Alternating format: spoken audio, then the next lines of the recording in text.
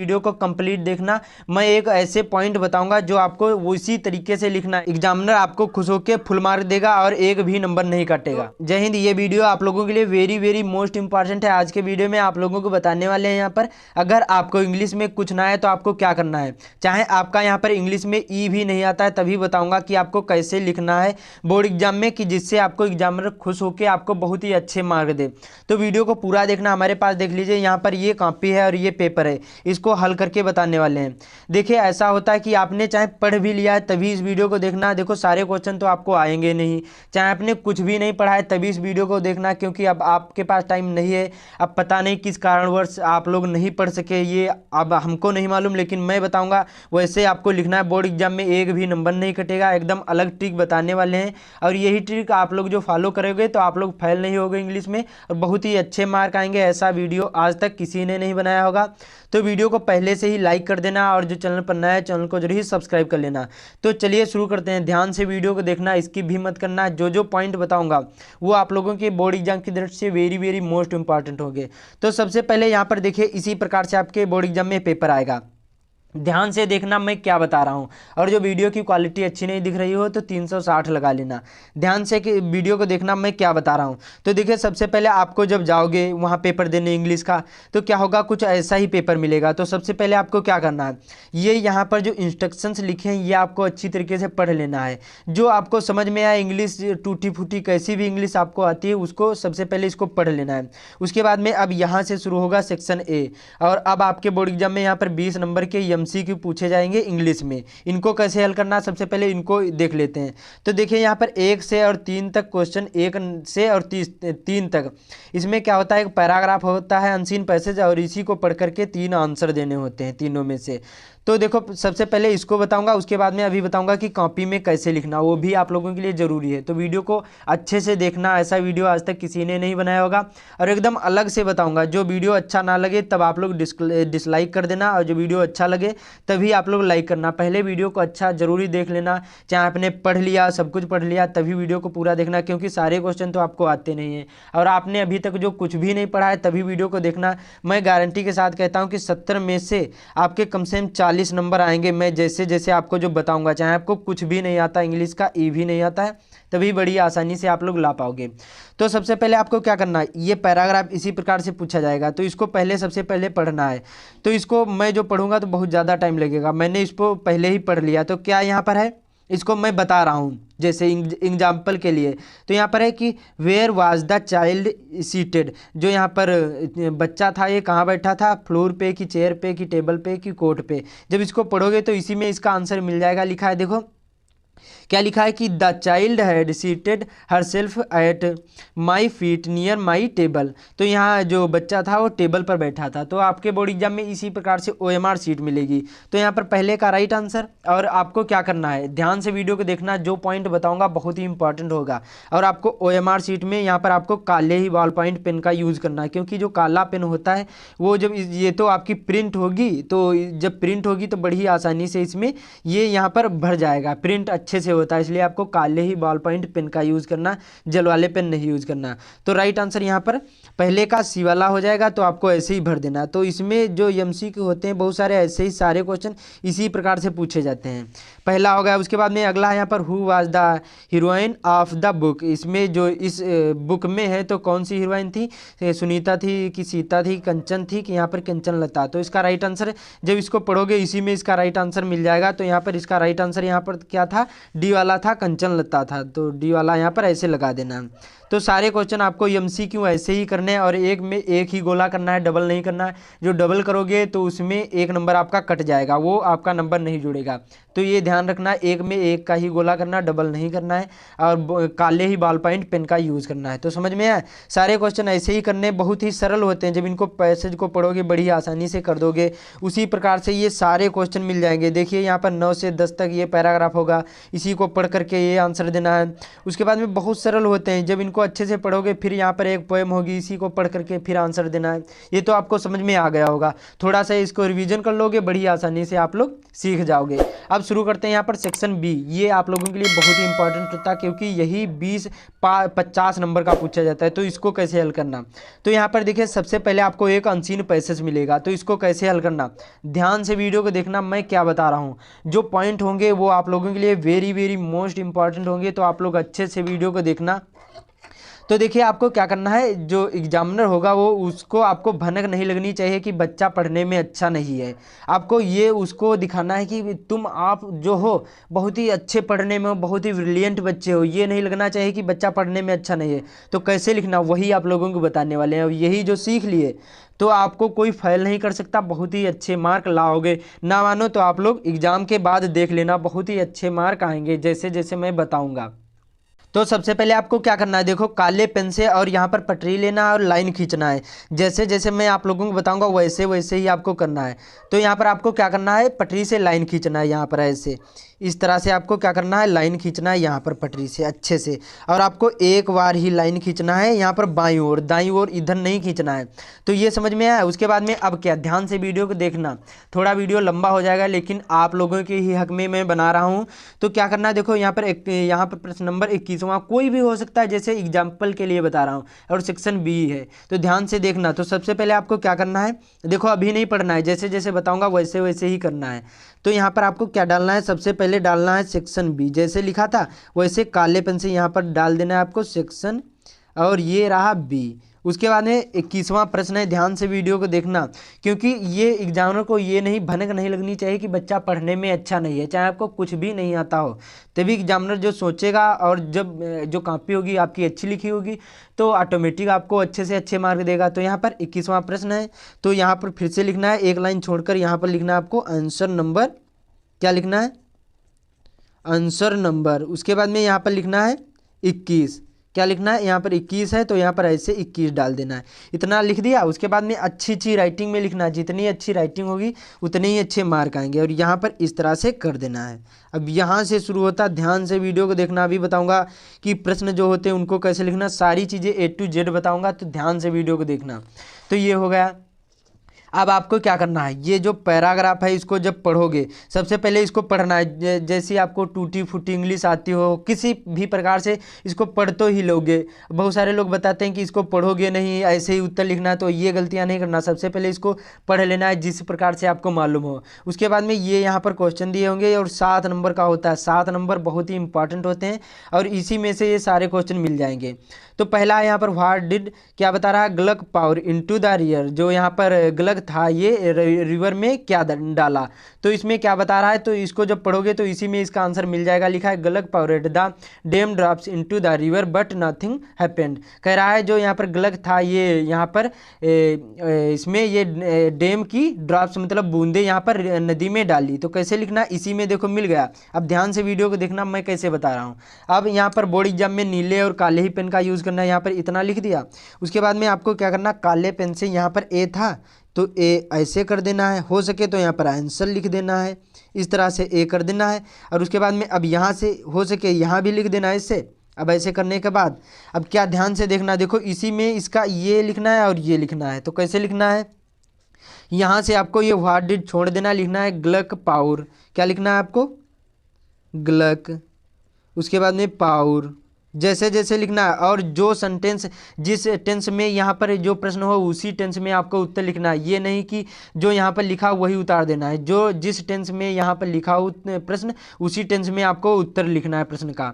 तो यहाँ पर पाउर, उसके बाद में क्या लिखा है यहाँ पर, अब आप यहाँ से डालना है, लिखना है द डैम, बस उतारना ही केवल है द डैम।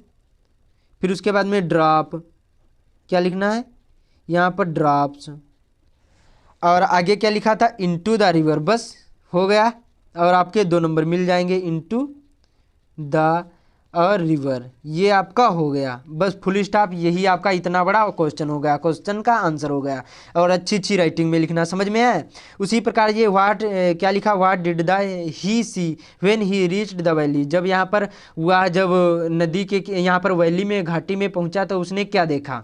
तो जब इसको पढ़ोगे तो इसी में आंसर मिल जाएगा। लिखा है देखो, when he reach the treasure valley he was surprise to the, यहाँ पर to see the river the golden river. जब वह यहाँ पर कहाँ पहुँचा, ट्रेजर वैली में पहुंचा तो उसने घाटी में क्या देखा, सरप्राइज हो गया। क्या देखा यहाँ पर, गोल्डन मतलब सुनहरी नदी को देखा। तो यहाँ पर सिंपली उसी प्रकार से जैसे मैंने बताया, जिस टेंस में उसी टेंस में आपको आंसर देना है। तो यहाँ से आपको लिखना है, क्या लिखना है, व्हेन ही रीच्ड, क्या लिखना है, दूसरा डालकर एक लाइन छोड़कर फिर से यहाँ पर आंसर कर देना। और ऐसे ही लिखना है, जो एग्जामिनर होगा उसको शक नहीं होनी चाहिए कि बच्चा पढ़ने में अच्छा नहीं है।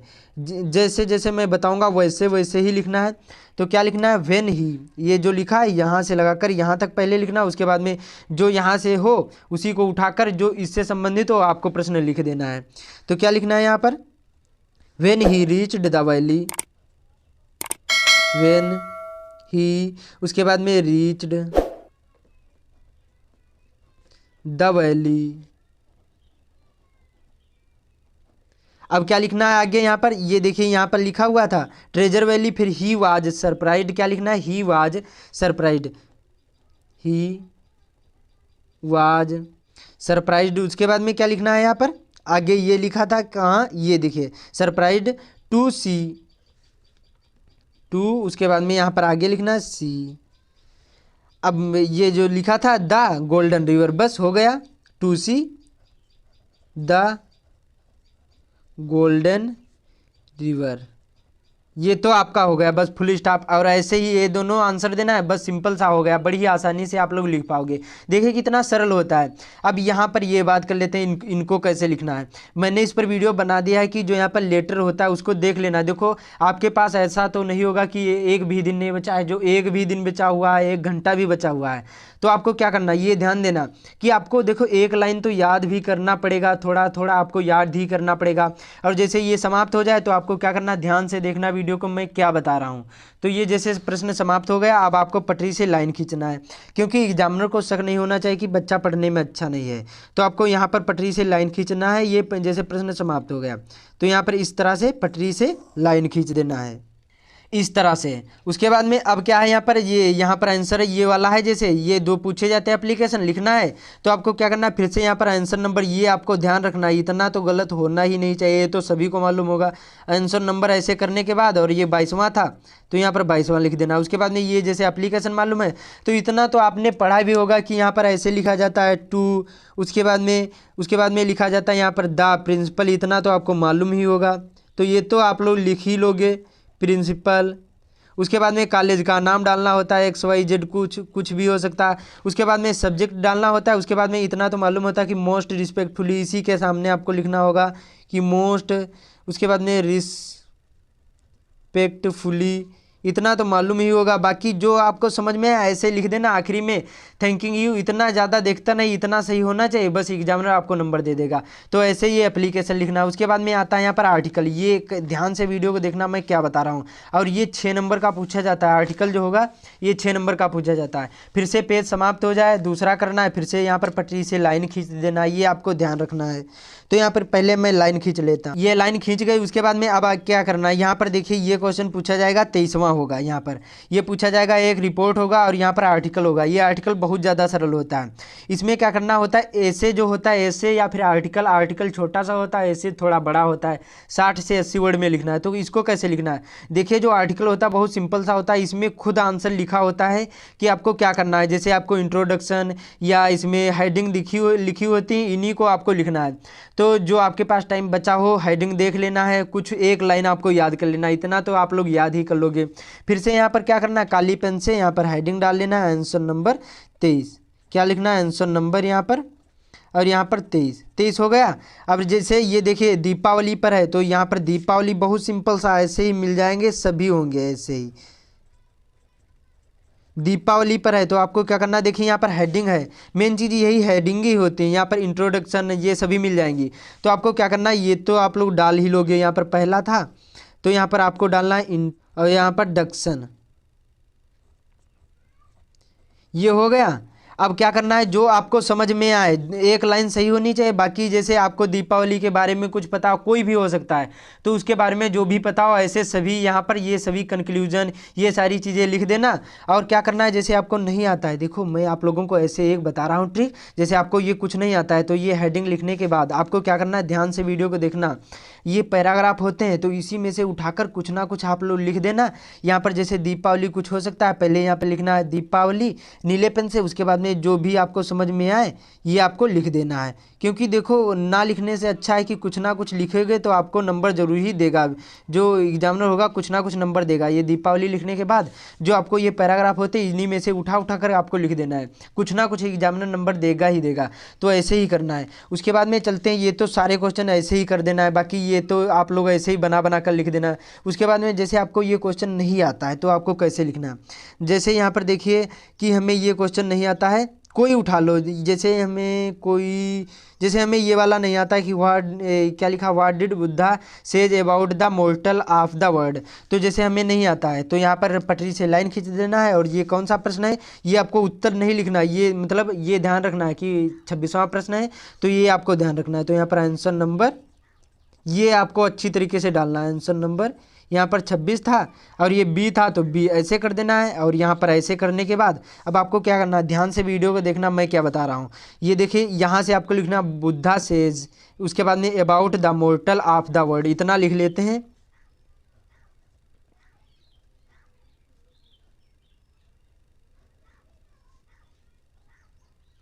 देखिए जैसे मैंने ये लिखा, यहाँ पर ये जो लिखा था इसी में से ये दो मैंने पहले बता दिया, ये आपको नहीं लिखना है। इतना लिखने के बाद अब आपको क्या करना है, जैसे आपको नहीं मालूम है, जैसे हमें भी नहीं मालूम, तो आपको क्या करना है, अब यहाँ पर देखिए बहुत सारे पैराग्राफ दिए होंगे, इनमें से ये पैराग्राफ, तो इन्हीं को उठा करके जैसे 60 वर्ड में पूछा गया तो 60 वर्ड कितने होते हैं, यहाँ पर 60 वर्ड जो होते हैं यहाँ पर आपको 10 या 12 लाइन में आपको लिख देना है। तो यहाँ पर यही जो उठा करके आपको लिख देना है इसी में से। देखो आपको जो नहीं मालूम है ना लिखने से अच्छा है लिखोगे कुछ ना कुछ अच्छे नंबर तो आपको मिलेंगे ही। ऐसे लिखोगे सारे क्वेश्चन आपको ऐसे ही लिखना है, जो नहीं मालूम हो कुछ ना कुछ आपको एग्जामिनर नंबर जरूर ही देंगे। और बहुत सारे महाशय क्या बताएंगे कि क्यों बच्चों को फेल करवा रहे हो, तो देखिए ये फेल नहीं, आप लोग फेल तो होगे ही जब नहीं लिखोगे। और जैसे कुछ लिख कर आओगे तो जो एग्जामिनर होते हैं कि सोचते हैं कि बच्चा कुछ ना कुछ लिखा है तो आपको नंबर जरूर देगा। तो ऐसे ही सारे क्वेश्चन करना है, बहुत ही आसानी से बहुत ही अच्छे मार्क ला पाओगे। और सभी क्वेश्चन इसी प्रकार से मिल जाते हैं। बाकी आप लोग पोएम, सेंट्रल आइडिया, इन पर सारे पर मैंने वीडियो बना दिए हैं तो वो देख लेना। इन पर भी मैंने वीडियो बना दिया, आर्टिकल भी मैंने बता दिए, एप्लीकेशन भी बता दिए, लिखने की ट्रिक, वो सारे वीडियो देख लेना। और सारे वीडियो की लिंक डिस्क्रिप्शन में मिल जाएंगे। तो ऐसे ही लिखना है, मतलब आपको ये ध्यान रखना है कि कहीं पर भी काटा पीटी नहीं करना। और जो मैंने बताया कि आपको आंसर नंबर, ये सारी चीज़ें ध्यान रखना है। पटरी से लाइन खींच देना है, जैसे एक प्रश्न का उत्तर समाप्त हो जाए, ये सारी चीज़ें ध्यान रखना है। और इसी प्रकार से लिखोगे आपको एग्जामिनर फुल मार्क देंगे। और जैसे 70 नंबर का है तो कम से कम आप लोग 40 नंबर जरूर ही पा पाओगे, चाहे आपको कुछ नहीं आता है। और जैसे आता है तो आप लोग पूरे के पूरे नंबर ला पाओगे। और इसी प्रकार से लिखना, कोई भी क्वेश्चन ना आए, देखो ना लिखने से अच्छा है कुछ ना कुछ लिखोगे तो नंबर जरूर ही देगा। तो वीडियो अच्छा लगा हो तो लाइक कर देना, और जो चैनल पर नया है चैनल को जरूर ही सब्सक्राइब कर लेना। बाकी जो आप लोग टाइम बचा हो अच्छे से पढ़ाई को